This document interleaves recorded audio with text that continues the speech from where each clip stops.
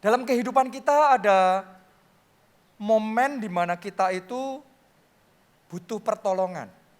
Saat saudara merasa saudara butuh pertolongan, pertanyaannya, figur yang muncul di benak saudara siapa? Yang Anda harapkan untuk menolong. Kita buka dalam firman Tuhan Mazmur 121 ayat 1 sampai ayat yang ke-8. Nyanyian ziarah, aku melayangkan mataku ke gunung-gunung, dari manakah akan datang pertolonganku? Jadi kalau saudara perhatikan, pemazmur yang ngomong ini, dia melayangkan ke gunung-gunung. Berarti dia itu mencari, dari mana datang pertolongannya. Kalau saudara sedang terdesak secara kesehatan, pertanyaannya, figur yang pertama kali muncul di benak saudara siapa? Kalau saudara ngomong dokter, tentunya dokter sangat menolong dan sangat membantu, Tuhan pakai dokter secara luar biasa. Tapi medis dengan semua kemajuan teknologi tetap ada terbatasnya. Ada momen di mana kita hanya bisa dirawat, tapi tidak bisa disembuhkan secara medis. Benar? Kalau kita dalam kondisi terdesak secara keuangan, secara pekerjaan, figur siapa yang muncul di benak saudara? Kalau saudara ngomong orang tua karena mereka sudah melahirkan, membesarkan, memelihara, tentunya orang tua kita sangat mengasihi kita dan mereka mau menolong kita. Tapi mau belum tentu mampu. Ada kondisi tertentu di mana orang tua kita mau pun mereka belum tentu mampu menolong kita.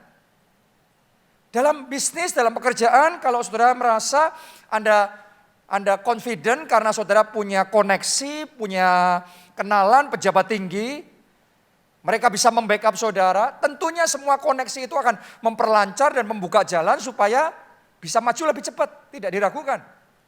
Tapi ada momen di mana backup dari manusia sekuat apapun bisa mengecewakan kita. Benar apa tidak? Nah, sekarang mari kita lihat dari mana seharusnya datang pertolongan kita. Ayat yang kedua. Pertolonganku ialah dari Tuhan. Boleh katakan amin?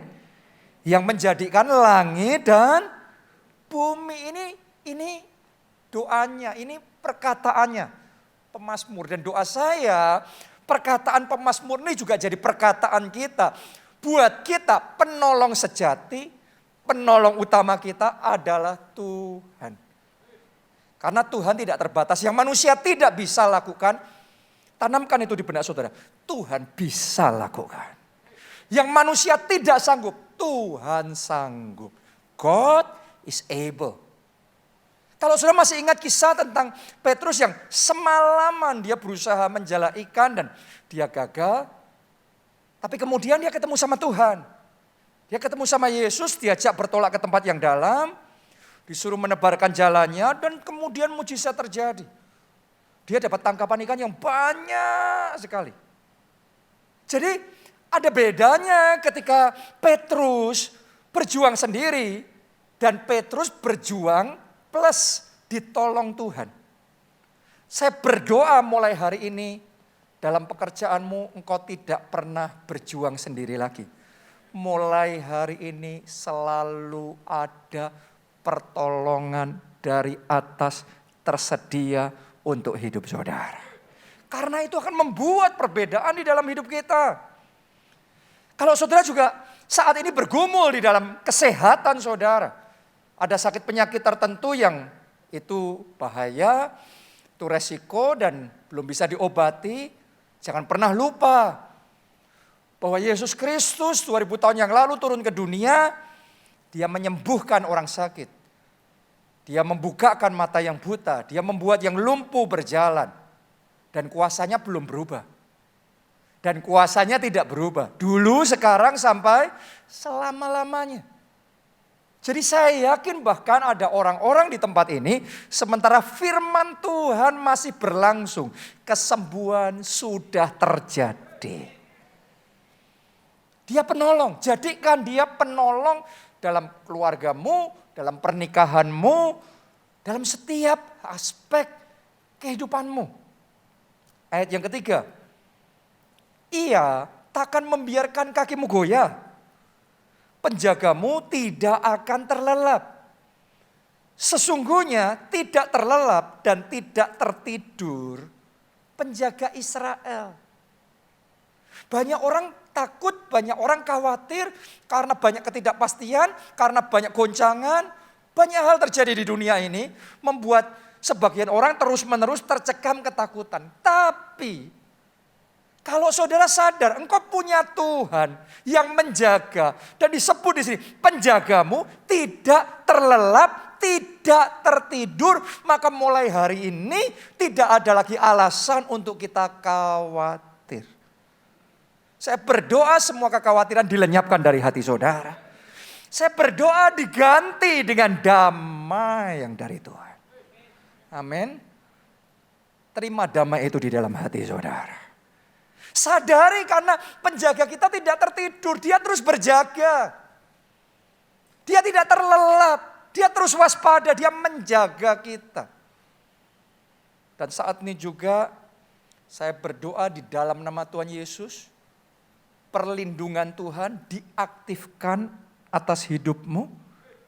Perlindungan Tuhan diaktifkan buat keluarga saudara.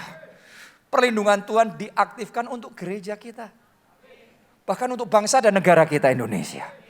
Perlindungan Tuhan diaktifkan saat ini dalam nama Yesus. Ayat yang kelima sampai ayat yang ke-8.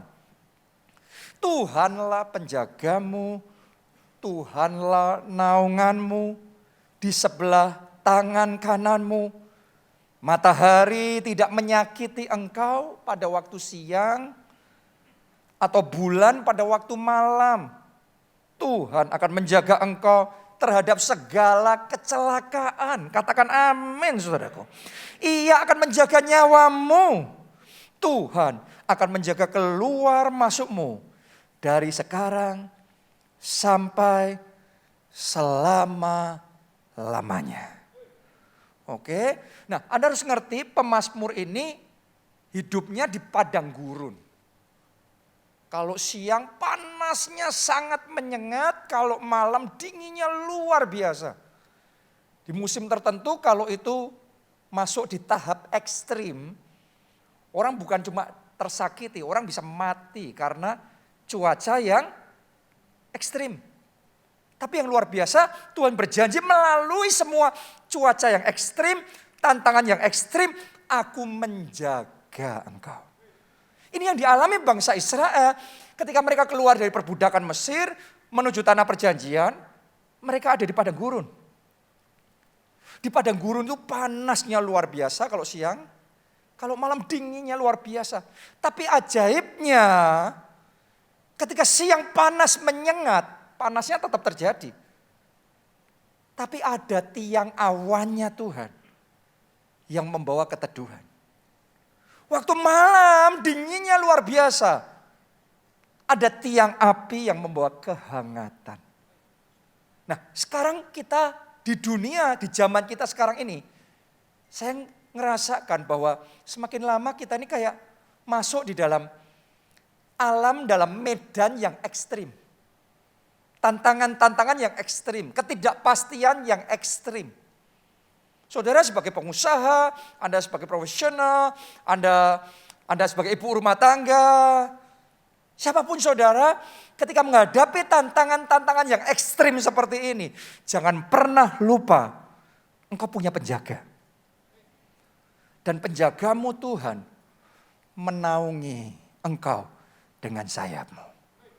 Makanya kita aman dalam lindungan Tuhan. Jadi jangan izinkan ketakutan dan kekhawatiran mencekam hati saudara.